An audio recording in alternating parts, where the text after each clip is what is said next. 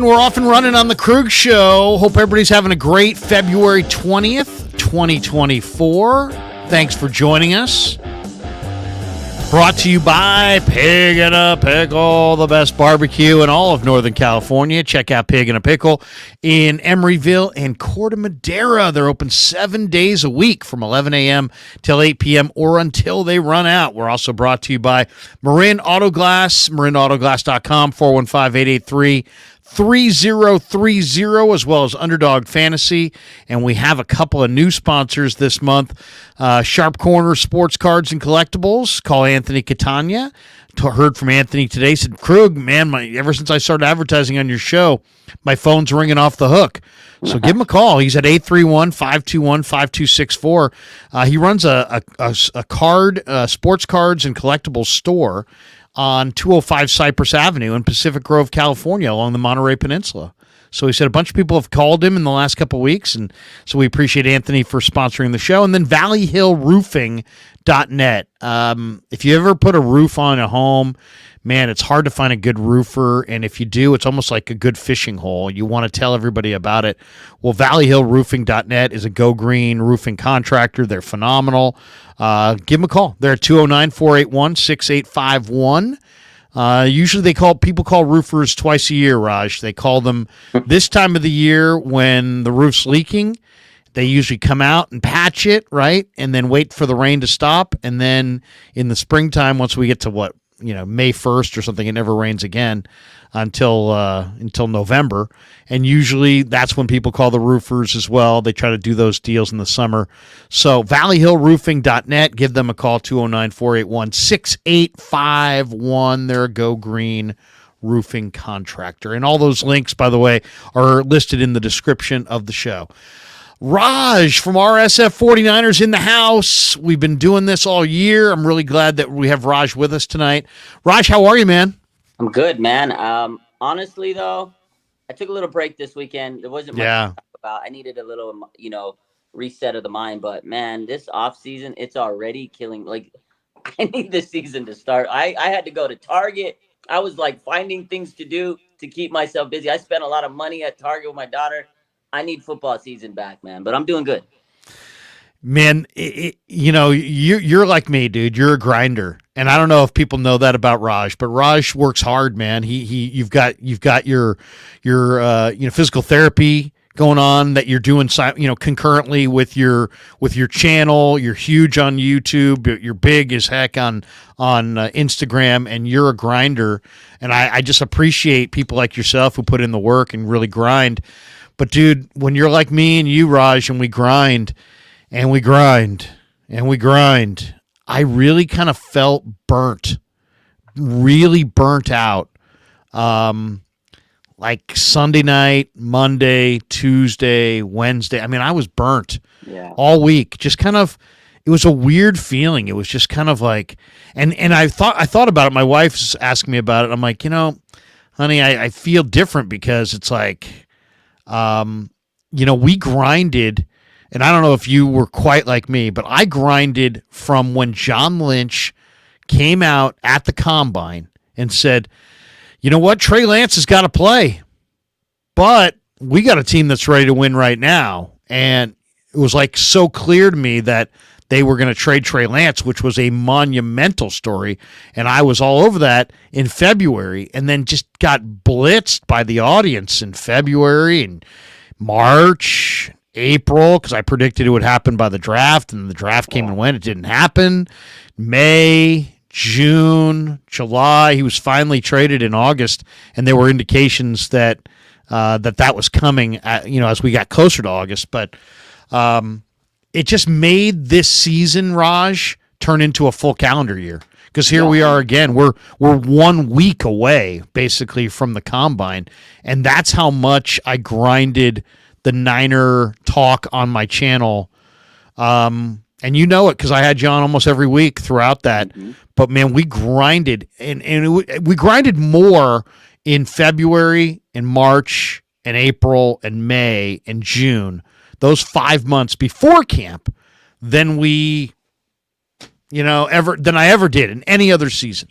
because of this Trey Lance story and what I believe Lynch was telling us, and the Niners were kind of not really saying it, but we were getting indications, and then there was Darnold, and then all of a sudden there was Brandon Allen. You know what I'm saying? So we got like indications.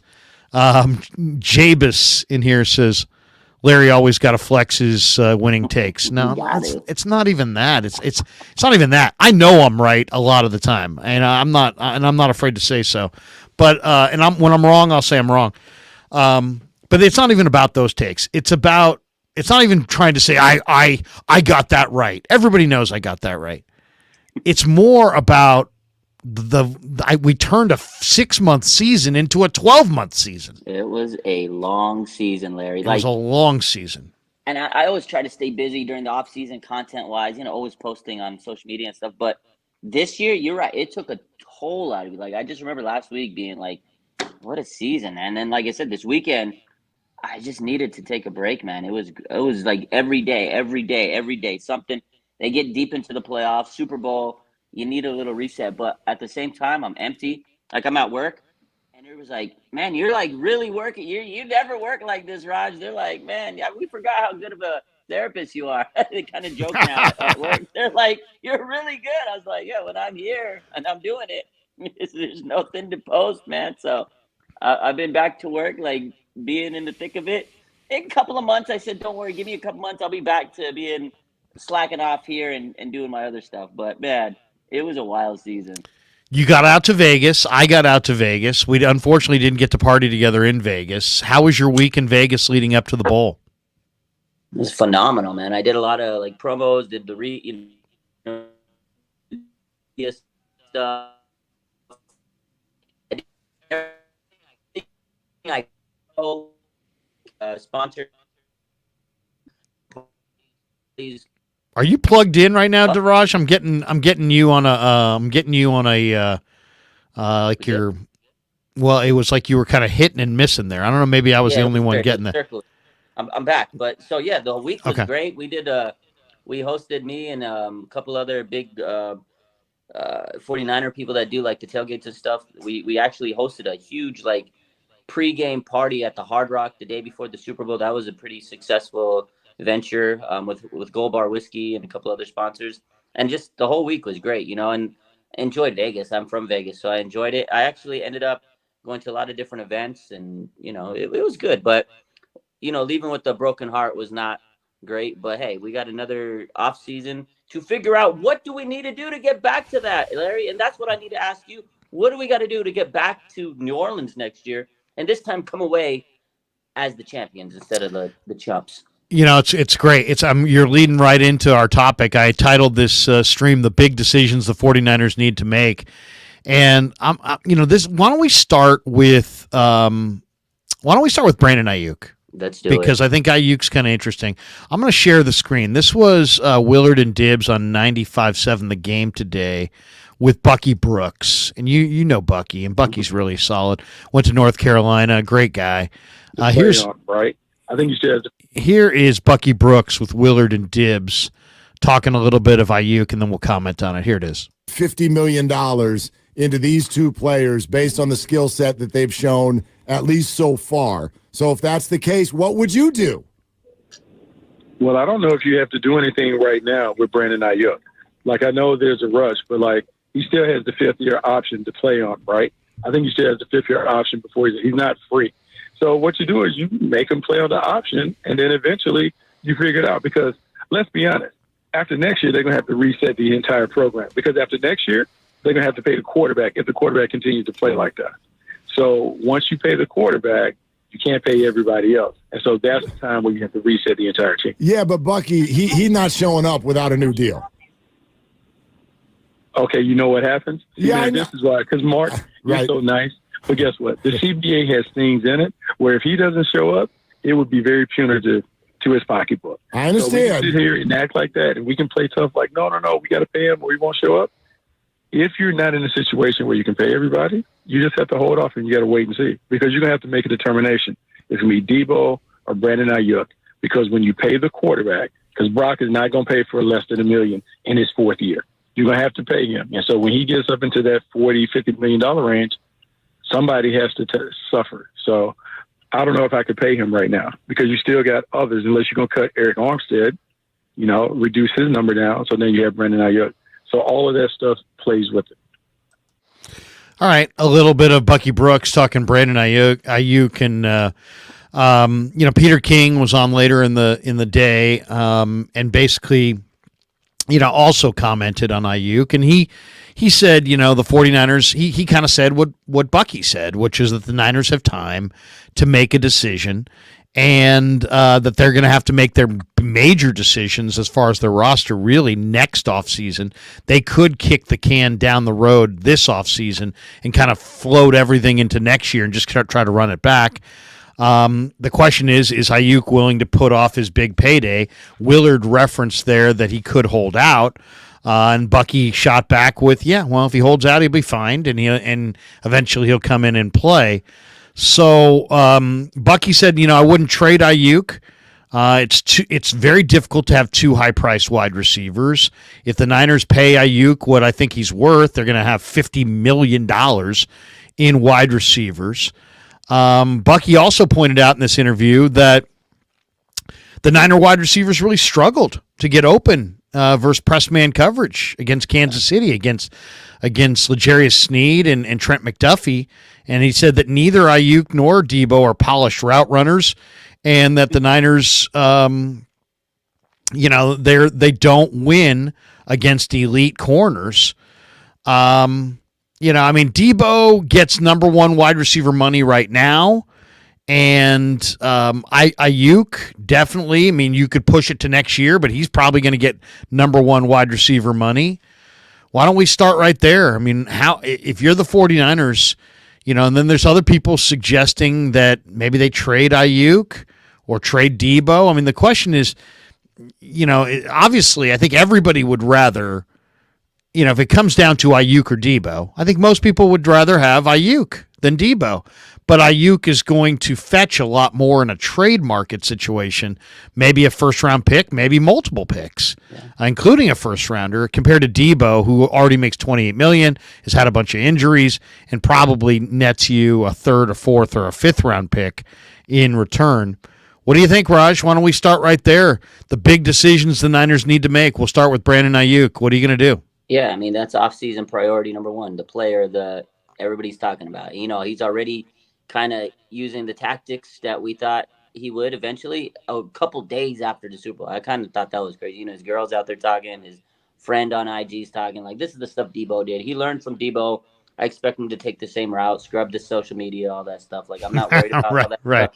I know it's going to happen, but that's just, negotiations. Wide receivers, that's how they negotiate in the market. I saw on Sport Track, they're expecting him to make $23 million a year at least. That's probably what he's looking to fetch, and that's the wide receiver market. Now, can they pay him this year and figure it out? I think they can. I think that's what he wants. I think he wants to get paid now rather than later. I think Bucky made a good point in saying, hey, he probably will hold out if he doesn't get a big payday.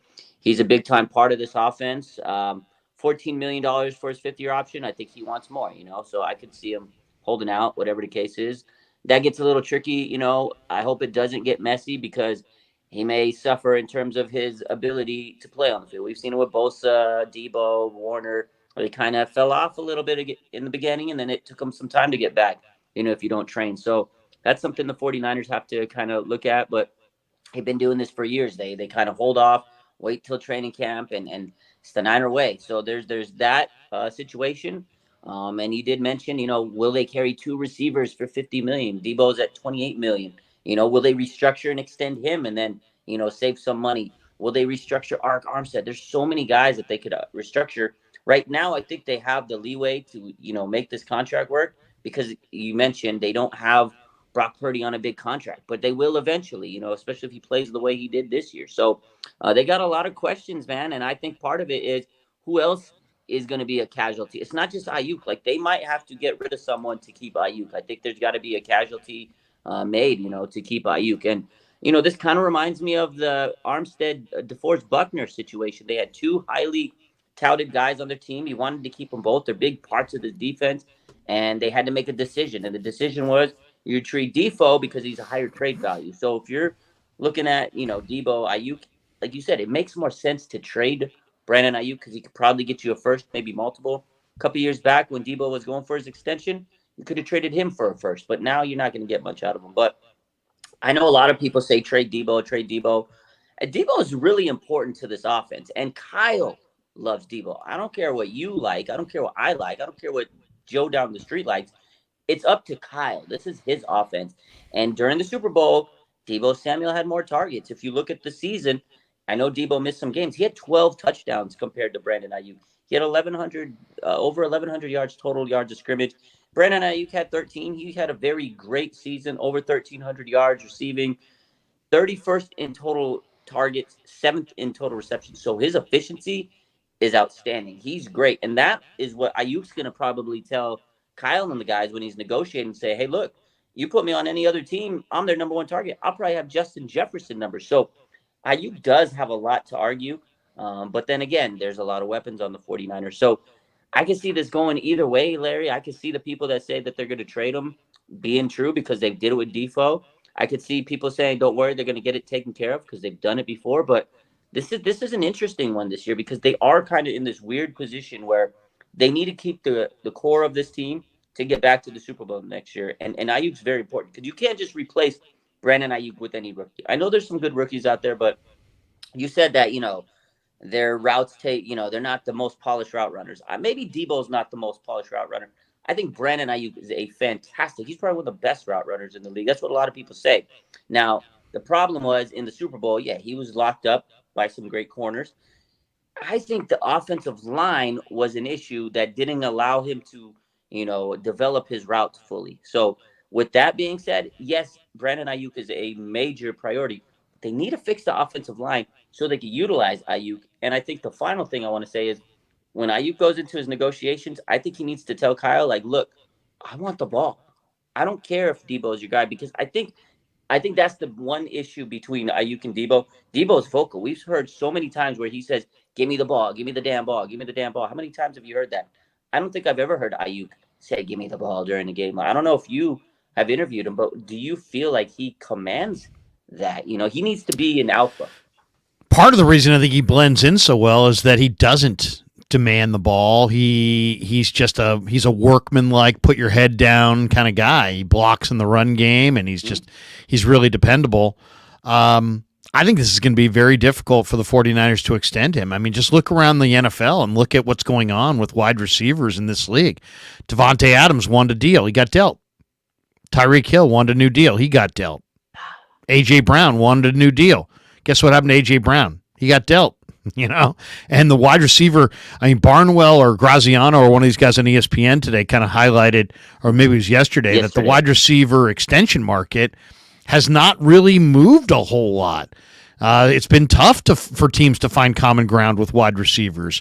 Minnesota has yet to sign Justin Jefferson long-term. Dallas hasn't signed CeeDee Lamb long-term. Pittman Jr. is not signed long-term. T. Higgins is now testing the free agent market. And so it's difficult to project what an extension may look like for Ayuk unless the Niners are willing to kind of blow him out of the water with a dramatic overpay. That's not Parag's way.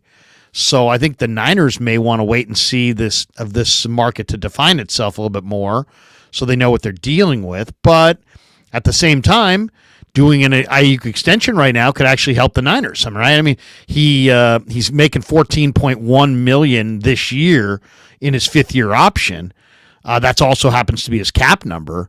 And if they extend him, they might be able to have him on the books for like $4 million this year, and free up $10 million. So it's kind of a matter of how do they choose to go about this.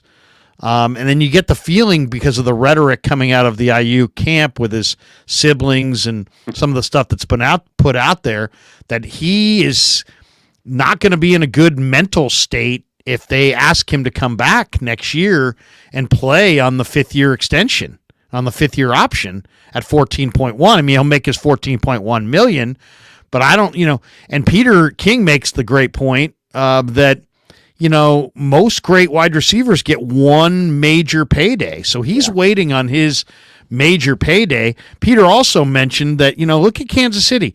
They traded Tyreek Hill to Miami, And what did they do afterwards? They won the last 2 Super Bowls, and they haven't had a 1,000-yard receiver in either of the last 2 seasons, and it hasn't hurt them. They found a way to win the Super Bowl without Tyreek Hill. And now they do have Mahomes and Andy Reid and some other great players for sure. But so, I mean, what how do you play your hand if you're the Niners here? You pay this guy and hope that whatever you give him is basically market value in a market that's kind of undefined? Do you make him wait for another year and say, hey, look, next year's the year we're going to pay Brock. Next year's the year we're really going to have to take a hard look at our team across the board.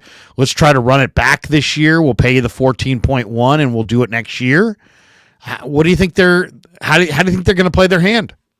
Yeah, that's a good question. And I think part of that whole situation has to deal with Brock Purdy. And I feel like his continued growth relies on a guy like Ayuk because they have that great, chemistry. Brandon Ayuk's the younger receiver of the group between him and Debo and everybody. I mean, Debo's a great veteran, but he's not going to be there after 2020. Like his contract's kind of airing up, cleaning up.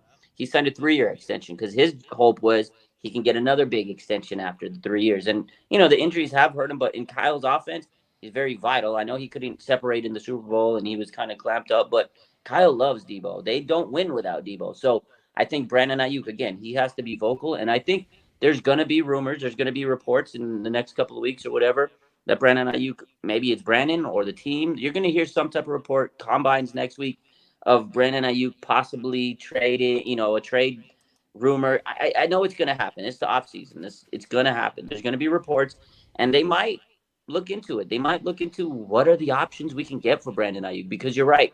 If it doesn't make sense for them financially, they're going to have to figure out what can we get in return for Ayuk. Is it fair enough, compensation wise? Because after this year, they're going to have to look you have to look at this team and say, okay, Brock Purdy's got to get paid. Who's going to stay? Who's going to go? How are we going to keep this team to keep them contending in the playoffs? And who knows if Trent Williams is going to be there, George Kittle, and all these guys are getting older. So I'm sure they're going to explore that option. And I know the report yesterday from ESPN was, I think the report said, I can't remember, it was the ESPN guy, and he basically said the most likely outcome, the prediction he had was 49ers might trade Brandon Ayuk for those reasons. So I'm sure they're going to explore. I think ultimately the 49ers figure out a way to pay him and make it work in the books. But I think it's going to have to deal with, extending players and renegotiating contracts. Armstead, if they can extend, Mooney Ward, that probably opens up some cap space.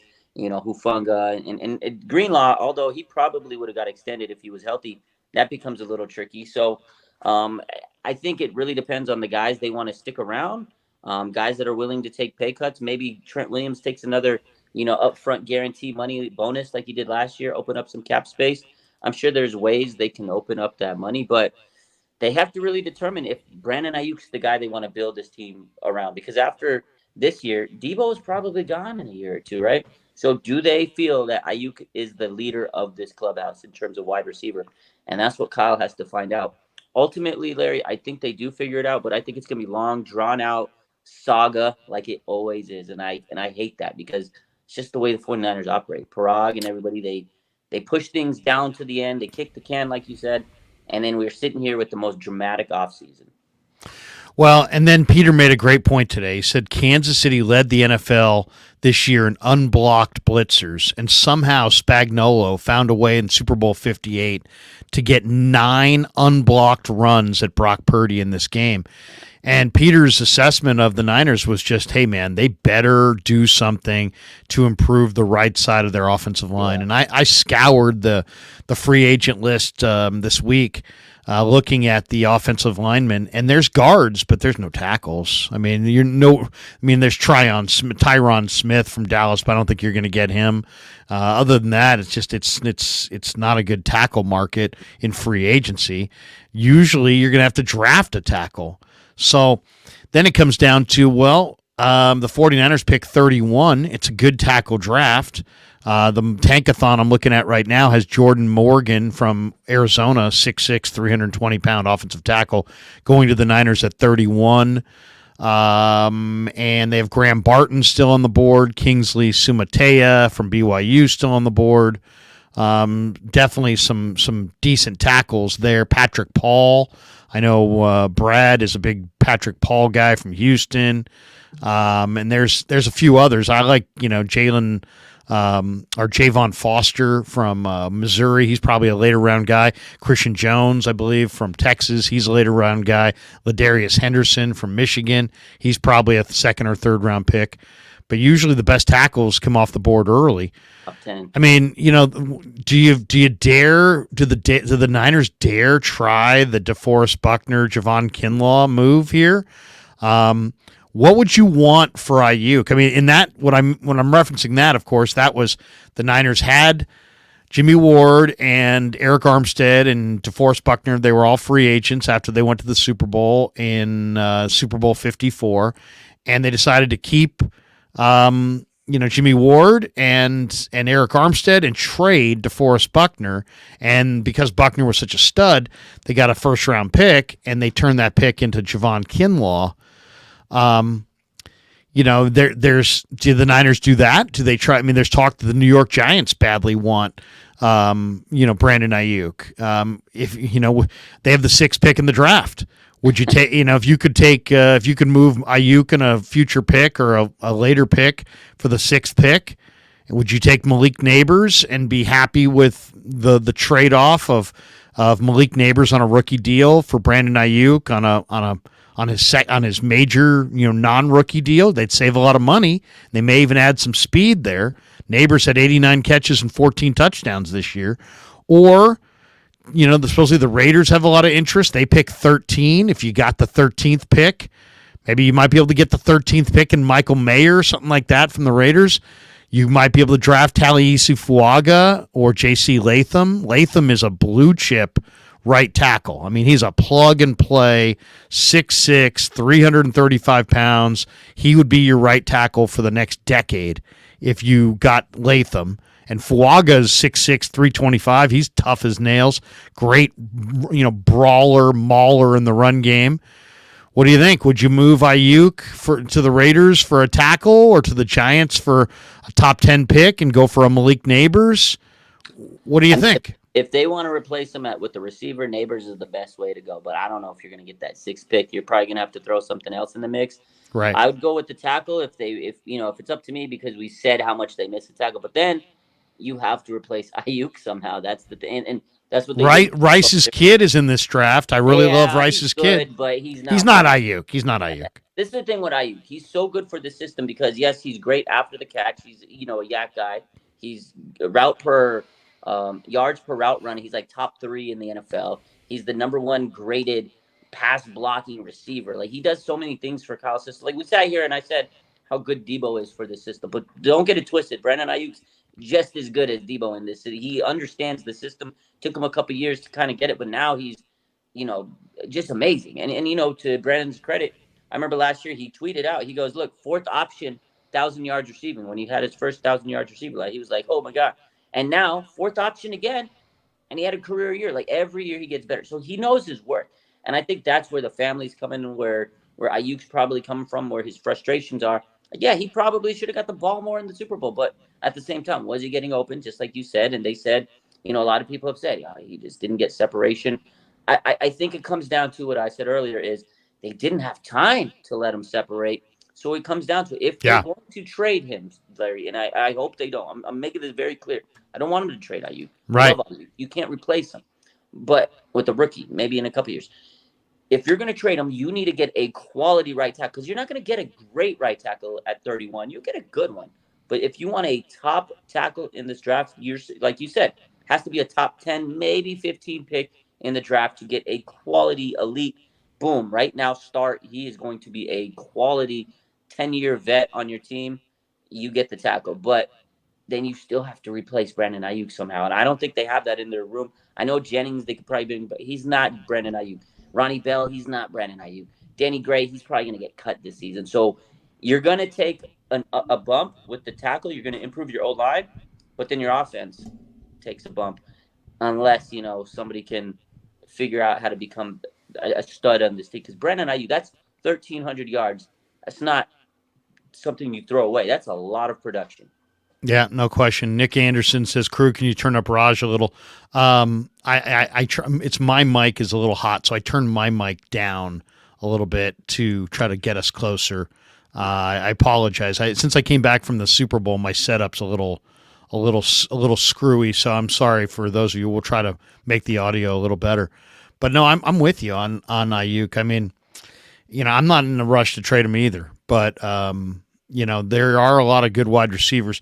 I mean, I'll tell you the receiver that's super exciting to me in this draft is the LSU kid, Brian. I mean, outside of Neighbors, I love Neighbors, but Brian Thomas, the other LSU kid, 6'4", 205. He caught 68 balls. He had 17 touchdowns this year. He's monster. I mean, he's just absolutely awesome. But he's projected to go 28, so there's no even guarantee that if you traded Ayuk for a mid-first round pick and went with the tackle, that Thomas would even fall to you at 31. You may have to trade up to get him. But he's the guy I'd want. I'm not as excited about Keon Coleman from Florida State or Troy Franklin from Oregon or Adonai Mitchell from Texas or, really that next group, Ladd McConkey and those guys. They're not, to me, they're not, Xavier Worthy from Texas. I do like Xavier Legette from South Carolina, and they're saying he may go 56. So that's down the board. So maybe you could get a guy like Xavier Legette, maybe even trade back from 31 and make that happen. But to me, the only way I would be interested in moving Ayuk is if I really felt like I could, the bottom line is the Niners got to find a big-time offensive tackle. I mean, there's no more, they can't do this game anymore of stopgap. The 49ers this year, Raj, and I saw this stat today, they were 20th in the NFL in pass block win rate, 55.6%. That's just too low. Way too low. If you're going to have Brock Purdy and he's going to have success, I agree with you. Ayuk probably would have had a bigger Super Bowl if they could have just protected. I really think that the pass that where Chris Jones rolled in and he threw incomplete to Jawan Jennings, he probably would have flipped his eyes to the left side of the formation, saw that Ayuk had left Snead in the dust, and then Snead had gone to the turf, and it would have been the easiest pitch and catch touchdown of all time, and it probably would have vaulted the Niners to a Super Bowl win. And instead, the ball came out and had to come out fast because of their blitzer and because the O-line broke down, and there you go. And we know how it all ended. But 20th in pass block win rate. I mean, Green Bay was second in pass block win rate. 49ers were 20th. So, I mean, and they've got to commit at some point. You've got to commit to that offensive line. Man, I really don't want to trade Ayuk, but if I could get the Raiders' 13th pick, and I don't know that you could get Mayer as well, who knows, probably not, but let's say you could get the 13th pick, and you could get a blue chipper like J.C. Latham, my goodness, I mean, you're talking about like a Trent Williams type guy on the right side. I mean, just a house. And then if you could somehow come back at the end of the first round and get Brian Thomas Jr. at LSU, and now I think you'd be ahead of the game and you would have saved some money. But there's a lot of ifs there. And I'm having a real difficult time crossing that bridge of moving Brandon Ayuk. All right, let's get into the second one. The second one is defensive coordinator. Tim Kawakami tweeted out today that he thinks it's going to happen soon. And he put out some names on one of the podcasts. And, I've been throwing Belichick's name out there, and a lot of people, Peter King talked about this today with Willard and Dibbs on 95.7 The Game, and just basically said that, he had some source that he talked to a couple weeks back who said that Bill Belichick really doesn't want to be a defensive coordinator. But that was a few weeks ago. And, you're talking about a guy who doesn't have any real options. He's coached every year in the NFL since 1975. He's 72. He will not coach in the NFL this year because he's not going to be a head coach. The 49ers' job, I think, as the defensive coordinator, is easily the best job he can have, football-wise. He's not going to college. And I understand it's a long shot. It's Bill Belichick. He's a Hall of Fame head coach. Why would he ever be a coordinator? I get it. Believe me, I understand the people who push back on me and like, Krug, stop. It's not going to happen. No, I understand. It's kind of it seems like a pipe dream. But you also got to remember this. Kyle Shanahan's on the record has in the past, and I was in the room when he said it, as saying, hey, I could have a good defensive coordinator, but if Bill Belichick were available, I'd be stupid not to hire him. So he's on the record as saying that. And he dumps Steve Wilks, who had a pretty good Super Bowl, and the Niners were top 10 in total defense, top 5 in points allowed per game. And he fires Steve Wilks, and he knows Belichick's out there, and he knows Belichick is not going to be a head coach because all those jobs were finalized before the Super Bowl. To me, that reeks of he's going to make a play for Bill Belichick. Now, it was interesting listening to Peter King today. He said, I would not be this is a quote from Peter King. I would not be shocked at all if Kyle picked up the phone and offered the gig to Belichick or Pete Carroll. So that's interesting. One, that this is the best job that Belichick could have. He's not going to yuck it up on TV with Clarissa Thompson and Dick Sherman. I mean, it's just not happening. He's just not doing that. He's not going on TV and being all glib and smiley. That's not happening. And he's not going to be a head coach. So the only thing left is to be a defensive coordinator for like an awesome team that's on the verge of a Super Bowl. And Peter King said it. He said, it'd be an incredible story if Bill Belichick got the Niners over the top. He thinks it would directly result in him landing a top-tier NFL head coaching job. So there's a lot there. And then, other names out there. I mean, there's Jeff Ulbrich for the Jets. He's an ex-Niner. There's Chris Kiffin, who was a coordinator before and, helped the Niners bring them Azeez Al-Shaair from college, and Azeez is a free agent, and they probably would love to have Azeez back, replacing Greenlaw, who may not play this year. So I think Chris Kiffin and Jeff Ulbrich are really interesting names. What do you think, Raj? And then the other one, and this was today, I didn't catch this today, but Pete Carroll, 72. Mm-hmm. And on the Rich Eisen show, I guess this was last week, Greg Papa suggested that Carroll could be a strong fit for the DC position. He knows this defense. This is his defense.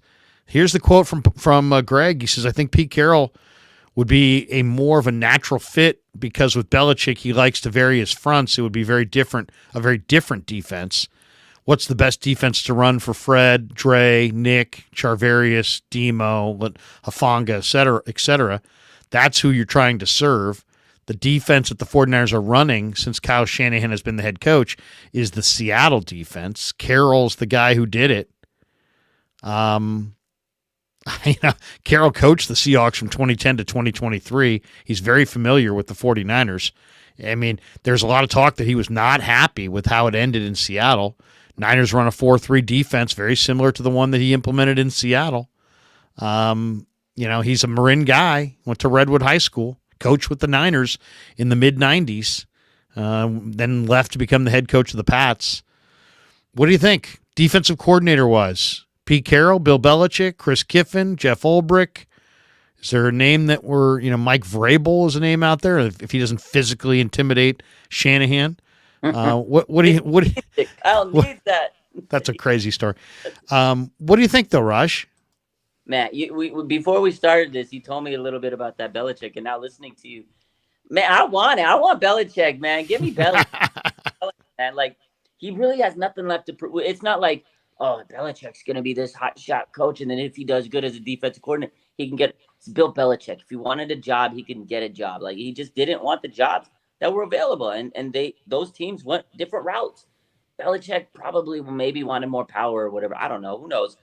If Belichick wants to coach, this is probably the best job. This is the best job out there. I mean, a championship caliber team, you go out there, you help Kyle get this championship. I mean, you get a championship again because it's been a little bit since Belichick's, been at that level, ever since Brady left. And you know what? People are questioning Belichick. Like, he's not a good coach. He can't win it all. Why don't you go with Kyle? go run it up and tell everybody, F you, guess what? Me and Kyle just won a championship.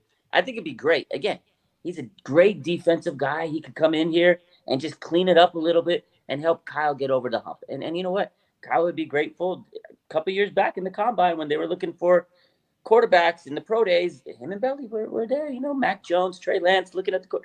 I'm sure they're close, you know, a little bit. So give me Belichick. He's the top guy. I think obviously he's the top guy. But a couple other names that you threw out there, I wouldn't mind Pete Carroll, man. He knows the system, former 49ers defensive coordinator. He's been in the 49ers coaching system. Why don't you walk back in? You know, it'd be nice. Go pull up those old 49er threads, throw it back on. I mean, Pete probably wants to get back at Seattle, right? I heard a lot of bad stuff too, and you know they let go of him as coach. So why don't you stick it to him twice a year, you know, and help Kyle Shanahan win that NFC West and run it to the Super Bowl. So I would love Pete Carroll, man. That guy knows the system, right? Pete Carroll and Fred Warner. Are you kidding me? He coached Bobby Wagner, and now he could coach Fred Warner. 2 generational linebackers would be great. With this secondary, Pete Carroll, man, I think he could elevate them to the top. The guy that you didn't really mention much, but you threw him at the end, Mike Vrabel. I mean, he's a heck of a coach. If you can't get Belichick, he's the next best thing. He's Belichick's defensive disciple. So I think that'd be great. And I think also with Vrabel, you know, failing as a coach a little bit over the last 2 years, this would get him back into the national scene. If he wins the Super Bowl with Kyle, like, boom, he goes right back up to the top of the line as a big-time head coach. So those are my favorite choices. A couple guys we didn't mention. I mean, Rex Ryan, if he wants to come out of the booth. Yeah. I like Rex. I like sexy Rexy. Belichick, I don't see him as an analyst, so I kind of agree with you on that. Like, maybe. Well, here I'm thinking about it from Kyle's perspective. What do you think Kyle wants?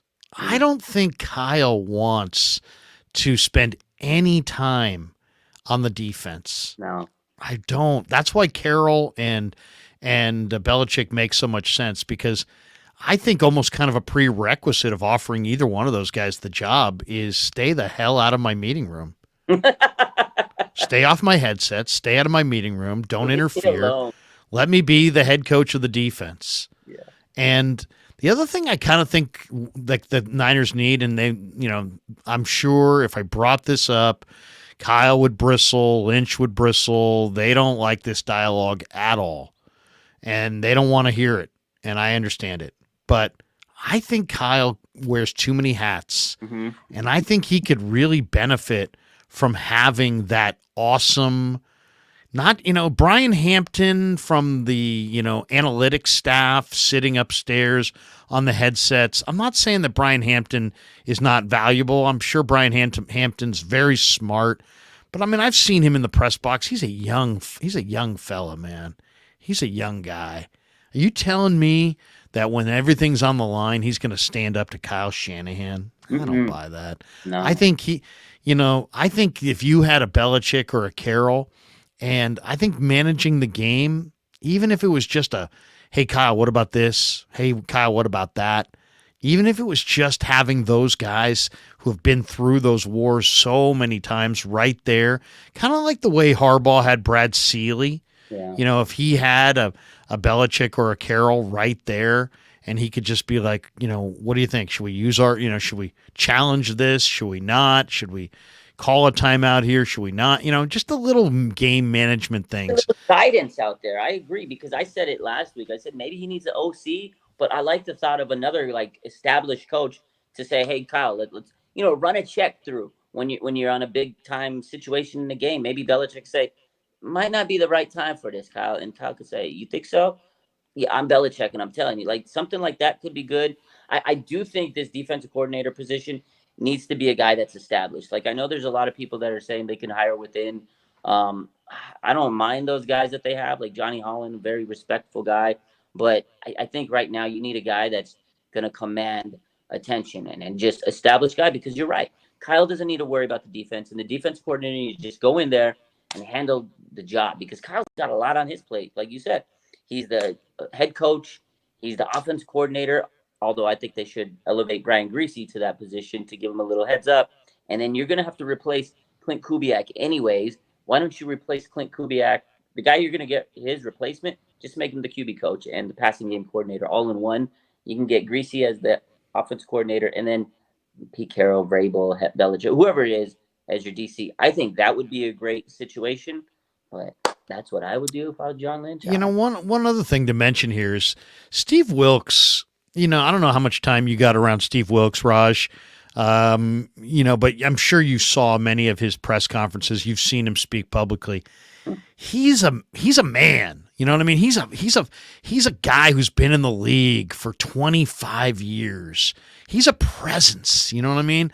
I don't know that you can just say, "Hey, we're going with this young kid, and he's our new guy," or somebody who's a first-year coordinator. I think you got a team that's ready to win right now. I think that when you hear the Niners name their defensive coordinator, and I've heard a lot of people say, it's going to be a no-name guy. I don't know that a no-name guy is what you need here, because Bosa, Warner, Armstead, Mooney, these guys have got to know that, part of them probably thinks, Wilks wasn't great. There's a lot of talk today from Peter King saying that maybe some of the players had some friction with Steve. But they've got to know that the guy that they're going to next is a clear upgrade from Steve. It can't be like, well, we're going with this guy and we'll have to wait and see. I don't know that that's going to work well in the room. I think as soon as they hear that name, I think they have to go, oh, yeah. That's why we got rid of Wilks, because we were going to get Pete Carroll. Or that's why we got rid of, because Bill, Vrabel, we're going to go get somebody who's like, the first second you hear that name, you're like, oh, yeah. That makes sense. RG says, Larry Krueger, the DC. Yeah. See, if they say, hey, look, the Krug show has blown up this year. He's taken it to 40,000 subs. Guys, he's a no-nonsense guy. Rough around the edges, but he'll call out, Chase Young for dogging it. I can't design anything. I can't play any games up front. My coverages won't work, but I'll call out the guys who dog. There you go. No, but I don't you think in some ways it has to be like a guy. Yeah. It can't just be like, well, we're hoping that this young, smart guy ascends to this position. Yeah, he's never done it before, but I don't think I think you're going to have to win over not just the fans. I think you're going to have to win over the guys in the room. Absolutely. I don't know. That's just my kind of feeling on it. I agree. If it's just like a guy and not the guy, I think it's going to piss a lot of people off in the locker room and the fan base, because you're going to have to win everybody. And this is the thing. If you're on the cusp of winning you're literally on the cusp, and you just bring in a guy, like just some guy that you're like, oh, he has a good defensive mind, and we're trying to develop him. We don't have time for that, Larry. The window's closing. We need a guy. We need a guy that's going to come in, and Fred Warner's going to be like, oh, shit, that's the DC. Or Nick Bosa would be like, oh, that's my DC. Like, we need that kind of guy, somebody that's going to tell Nick Bosa, Fred Warner, like, yo, I got you. We are to be a Super Bowl caliber defense. Not some guy that says, all right, guys, let's go over the new defensive strategies for No, we don't need that guy. We need Bill Belichick, Pete Carroll, Mike Vrabel. We need one of those guys. I mean, what about Brandon Staley? I was just going to bring him up. There's probably another guy that Kyle might like, because he's from the similar system, Sean McVay, Rams. I don't want Brandon Staley. Like, I know he's a good I don't either. But his decision-making, the way he was in the Chargers, it tells me that he would be a horrible culture fit for this team. You imagine walking in, you get rid of Wilks, who I think the players might have respected to an extent. There might have been some players that didn't. But you go and replace him with Brandon Staley, who just got fired, and he was a laughingstock in the league. I don't think it would go well for the fans, for the players. Don't give me Brandon Staley. Please. The only Staley I want is Joe Staley. Yeah. No, I'm there's something about Brandon Staley that is there. I can't put my finger on it, but I just don't think he's going to command the room, especially, coming off of the heels of Wilks, who really had a, real powerful presence. Yeah. And now you're going to put Brandon Staley in there, and I don't know. Joey Bosa. A lot of talk that Joey Bosa could get cut by the Chargers. Chargers are $48 million over the cap. Now, there's other, the whole that hasn't factored into what they're, holding over from 23. So the numbers will all change. But I think they've got the fourth worst cap figure going in at this point. And there's a lot of talk that they're going to cut Joey Bosa, maybe Khalil Mack, but Khalil Mack had 17 sacks. Joey Bosa's only played 14 games the last 2 years combined. He's only got 9 sacks over the last 2 years. But he is a bigger end. He is Nick's brother. He does have an unbelievable motor. They would like to play together.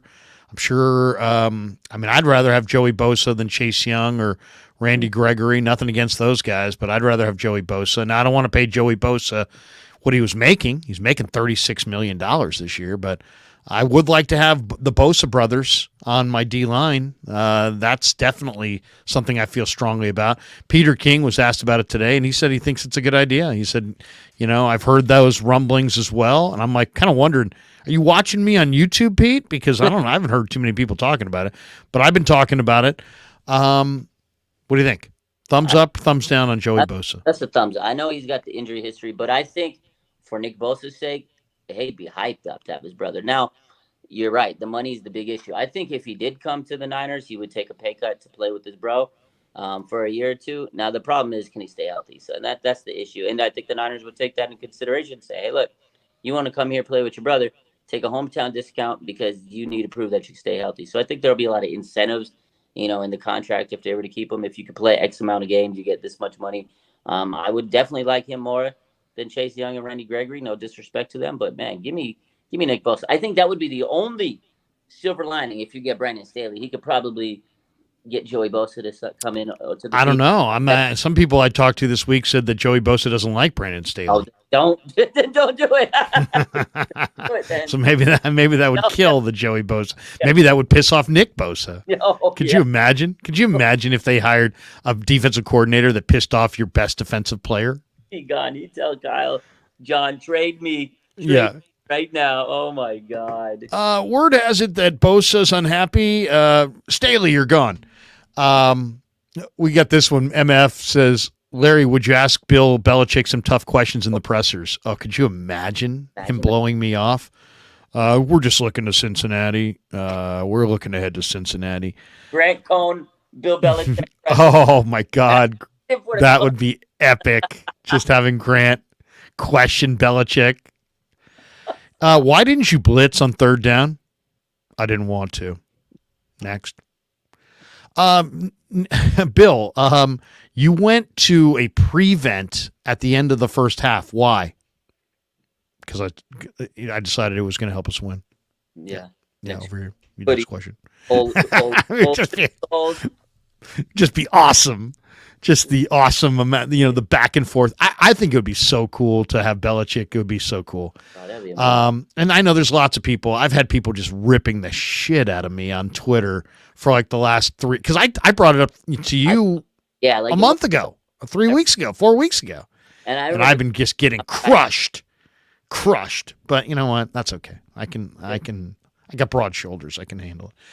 All right, let's hit some starred chats here. We got a bunch of them in the house. Gammon Brown is in the house. He says, Raj, what is it? TF, your stage name is the big decision? Oh. Well, what's TF? Thank you for your stage name. Thank you for your stage name. Wow, appreciate you. Well, appreciate the support, Gammon. If the decision's up to me, I'm taking Bill Belichick. There you go. Too Much Sauce says, do the 49ers need any changes at the tight end position? Well, they got to figure out if Cam Latu can catch a cold. I mean, that guy is balls just ricocheted off him this summer. I was like, this was a good tight end draft, too, and they took Cam Latu, and he's pretty athletic. Nice guy, too, but couldn't catch. Couldn't catch at all. They took 2 tight ends. And Braden Willis couldn't get on the field. If there was... that's the one thing I would like to see Charlie Warner brought back because I think Warner's kind of improving. Mm-hmm. I like his tenacious run blocking. I like Charlie Warner, so I think I'd bring him back. But I might be looking around at a tight end. I'm not in the camp that says trade George Kittle. I'm just not. I know other people are. I'm not. Ono Kai Kala Ono says the Penn State offensive tackle Fashanu for the first pick trade for Ayuk. Yeah, you'd have to get in the top. That would be like if you traded him to the Giants and you got the 6th pick in the draft, maybe you could get Fashanu. He's another blue chipper, big Penn State offensive tackle. Really impressive for sure. Titus Muller, Larry, you're getting my hopes up about Belichick. Oh. Well, I probably shouldn't, but there you go. I want to see it. 49er underscore throwback. How about Richard Sherman for DC? Richard Sherman, the one thing you don't do, it's like, you don't go from riding a tricycle to riding a 10-speed.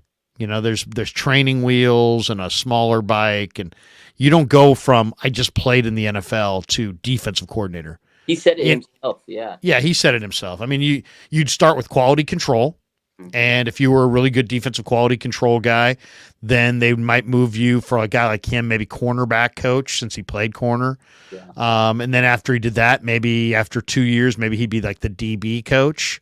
And after maybe a couple more years there, let's say it's year 5, and he's done a really good job at those 3 jobs, then you'd make him your coordinator. So he's kind of like in a 5-year thing before he would be considered. And he knows it. That's the beautiful thing about Richard Sherman. He's not like one of these guys like, no, hire me. No, he understands there's a pecking order and there's a process, and he'd have to go through it. I could see he's definitely smart enough. He's definitely verbal enough. He's definitely passionate enough.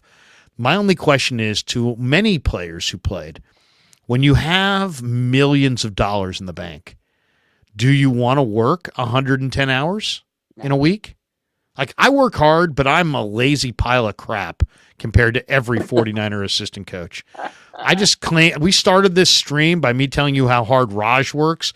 Raj and I are both we're just like messing around compared to these coaches. These guys show up at 5 a.m. They're there till 5 p.m. every day, some days till midnight. Some days they sleep there. And it's a level of commitment that I don't think the average person really gets. Oh. So that's why you don't see a lot of players doing it. I mean, I think Alex Smith would be like the most incredible quarterback coach of all time. He's so smart. He's cerebral. He's really, really experienced. He's a verbal guy. He's a great guy. He would be an awesome quarterback coach, but he doesn't want to work that hard. He doesn't want to spend those hours. He's got a beautiful wife, kids, and all that thing. I mean, they're long hours. KR says, go ahead, Raj. No, it's a grind. You're right. It's a grind. Yeah, man. I couldn't imagine it, man. No, that's why you don't see it that often. KR says, great shows, Larry. The tight box comments with the hands, hilarious. Pay Belichick, let's effing go. Oh, I was just saying, the tight box thing is like Damon and I are going to do a Monday, Wednesday, Friday show, and I kept going, what's going to be, we're going to make it a real tight. We're going to, instead of having a 2-hour show, it's going to be more like 45 minutes, which we're coming up on 58 minutes right here. Okay. Ono Kai Kala Ono. Belichick has history with Lynch and Shanahan. Yeah, no, I mean, I wouldn't have brought this up if I thought these guys didn't jive together.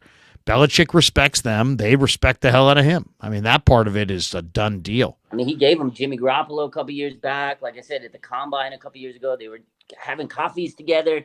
I think Belichick respects the hell out of him, man. Well, and Shanahan does too. I asked Shanahan a few years ago, I'm like, what's your process film-wise in the week? And he admitted to me that before and I don't know if he still does it, but he admitted to me that before he watches film for his team, that he goes and watches Bill Belichick's defense every week. Wow. Because of the rink, because he really feels like he's a cutting-edge defensive mastermind, and obviously Kyle's trying to counter that. And so he takes a look at what Belichick does on defense every single week. The other reason I think people are tired of me talking about Belichick, and I get it. Love it. But I will say one last thing.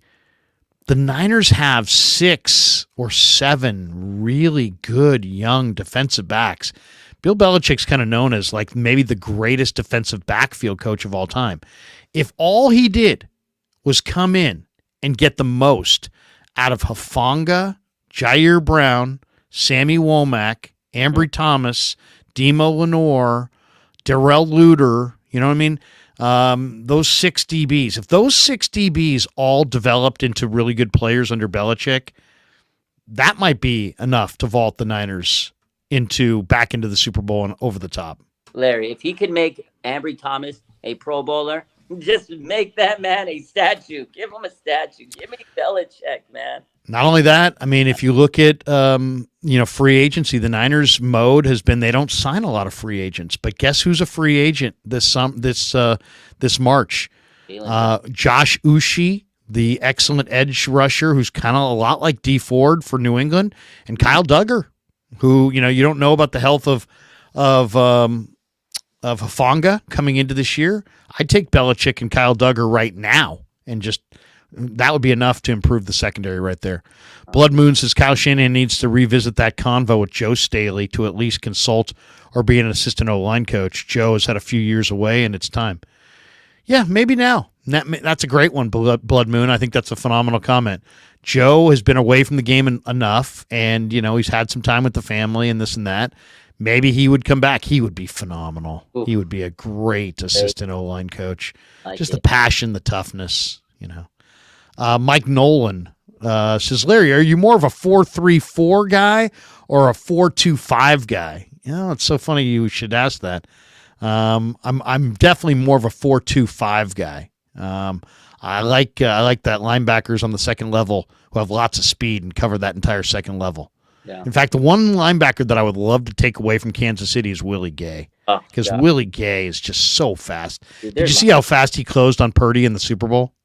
It's like he was a madman. Good, dude. He's so fast. Kansas City's defense was so good, man. Holy smoke! Yeah. McDuffie was spectacular. The guy's incredible. Holy God! Yeah. First round pick. I mean, and L'Jarius Sneed was awesome too. Yeah. You got to give it to them. Jeff says, Larry, bro, I heard Graham Barton's name, so here. Graham Barton is Duke's offensive lineman. I'm not sure if he's a tackle or a guard. The thing that they say about Graham Barton is he could play all 5 spots on the line. He's really smart. Probably going to be there, though. I would say there's a very good chance that if you like Graham Barton, you could probably pick him off at 31. He'll probably be there. RG says Ron Rivera as Niners defense coordinator. There's something about Ron Rivera that says he's done. I don't like the guy. I don't know.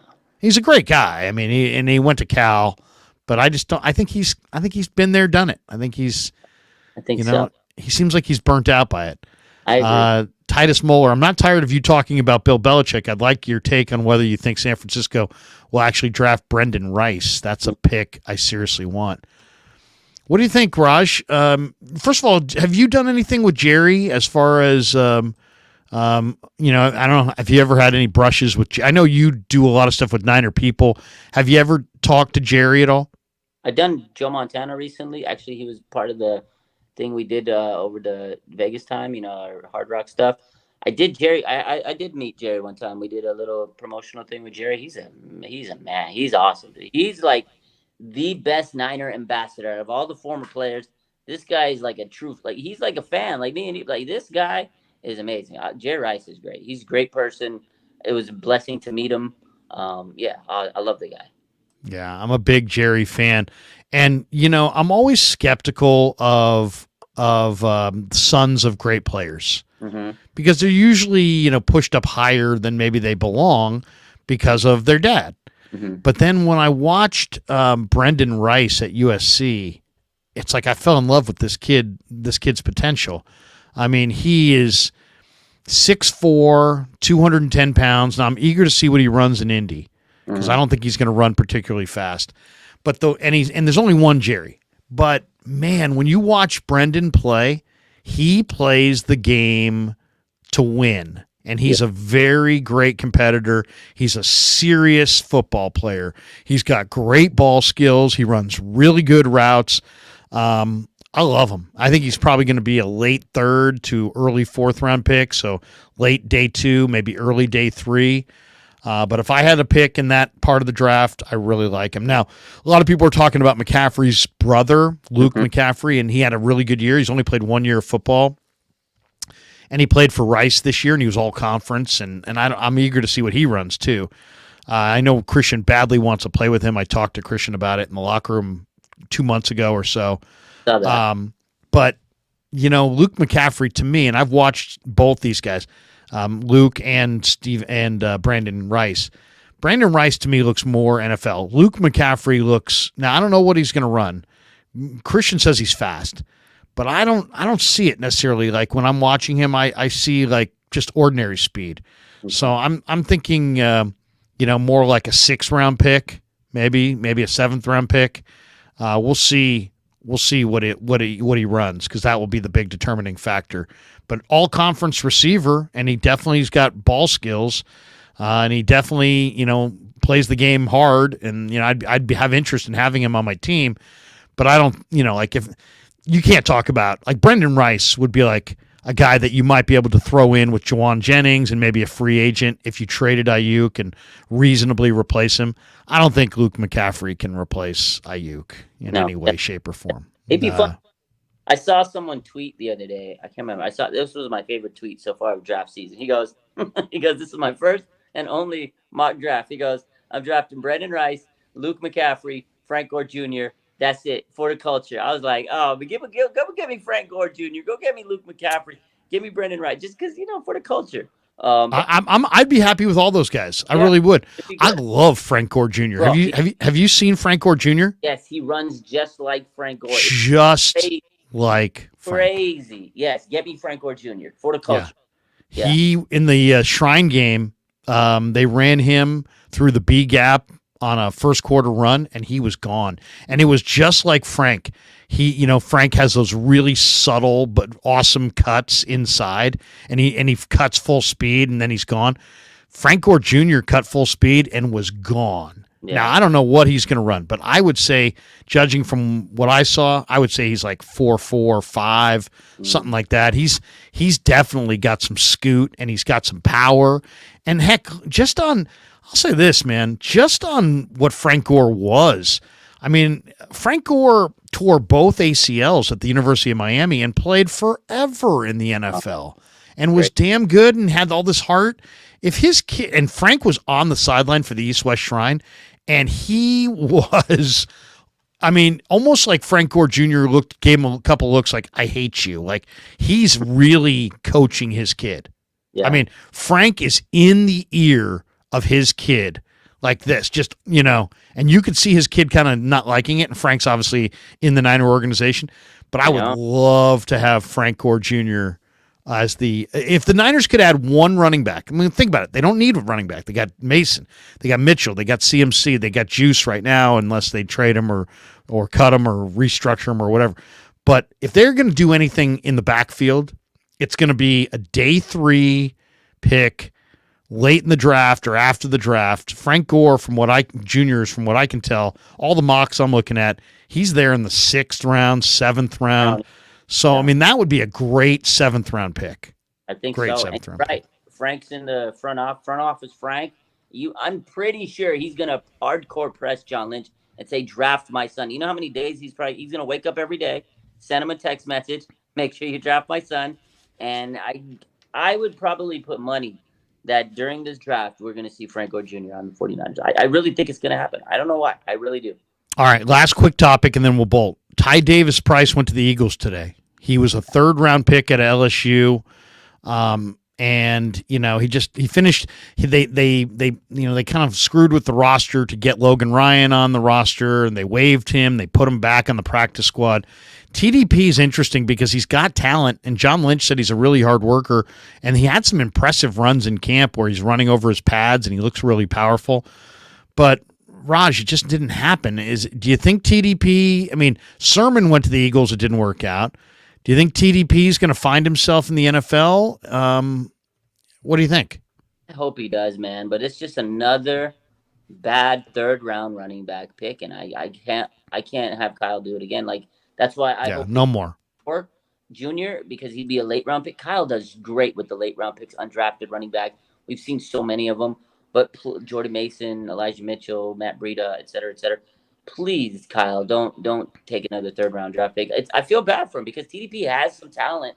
But I think at the time, even when he was drafted, I never thought he was a 3rd-round prospect. I never thought he was that high, and I didn't have him that high. I was surprised, but at the same time, I did see some good film, and I was like, okay, I can see what Kyle saw. But from what I understand, I just don't think he worked hard enough. He was a little slow for the system. I don't think he was good with the blitz pickups, although during training camp, he did run hard this year when I noticed him compared to last year. But I just don't know if he had enough like blocking abilities, and that's what Kyle wants. You have to block, or you're not going to make it on Kyle Shanahan's team. No block, no rock. I hope he succeeds wherever he's at.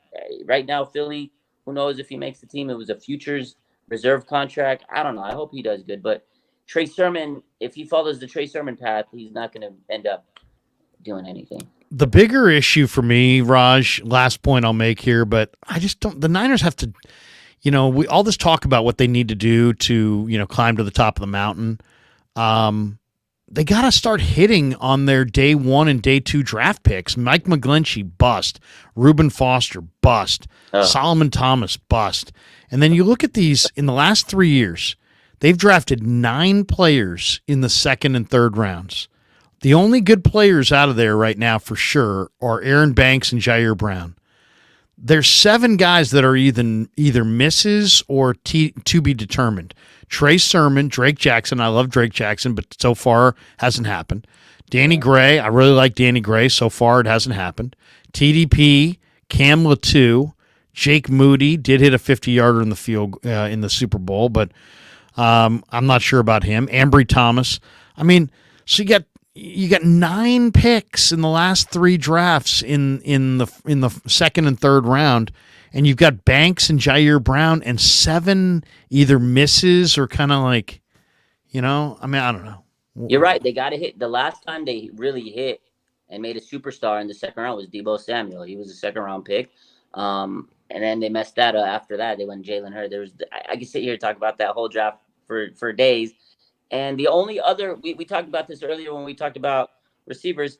If we want to keep it real, 1st round receivers in the 49ers, that's why I'm a little sketched out if they do this, because the last receiver that was actually good that they took in the 1st round was actually Brandon Ayuk, who they traded up to get. But before that, they struck out. The 49ers organization in a whole just could not draft a 1st round wide receiver to save their life. T.O. was the last time they had a good, draft pick as receiver. After that, Mike Jenkins, oh my God, Rashawn Woods, so many bad receivers. So many bad ones. Brandon Ayuk was the last good 1st round receiver. Just don't trade him. That's my final thought, Larry. Do not trade Brandon Ayuk. Please don't do it. I know. Shanahan was, cheering that pick. It was during the, wasn't it during the pandemic? He was going, oh my God, let's go. He was. I love that draft when Belichick was sitting there and he had his dog at the table and Shanahan sitting there with his kids. His little girls are right there. They're all high-fiving. Brandon Ayuk.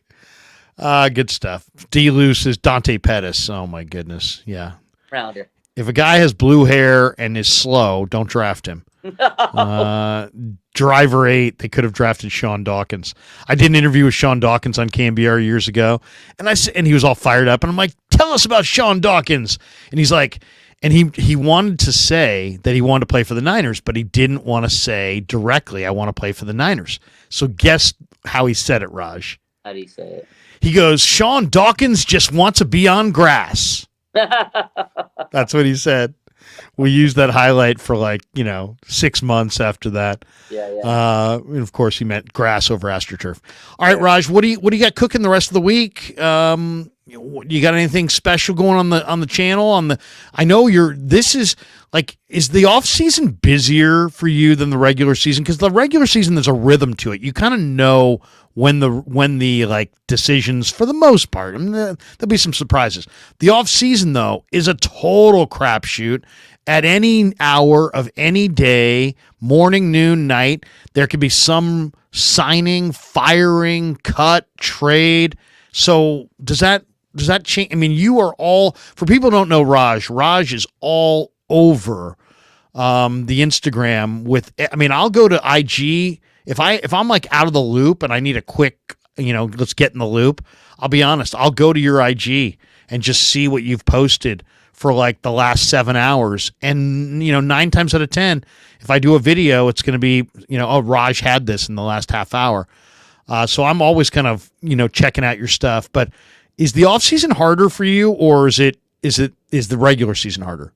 Oh man, they're both hard. Regular season's so hard because there's so much, and I have a 9 to 5, so it's hard to keep up. But the off season's a grind too because some stuff happens just out of the blue, and you're like, crap, and then you just have to drop everything you're doing, and you could be driving somewhere and news breaks. But I know doing this for so many years now, covering the team and everything, you kind of know when certain things are going to happen, like certain weeks, combine week, free agency week. I set aside time, I take time off. I use my PTO and stuff to be home so I can cover it. But then there's surprise things. But this week, we're probably going to get a DC move, and I'm going to have to kind of navigate around that. But it is hard in a different way.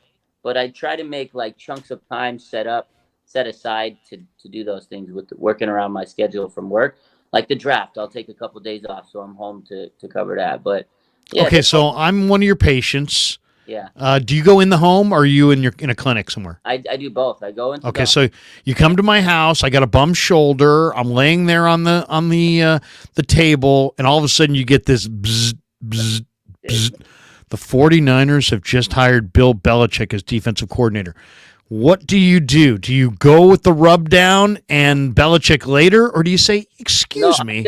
Real quick, I got to fired out breaking news.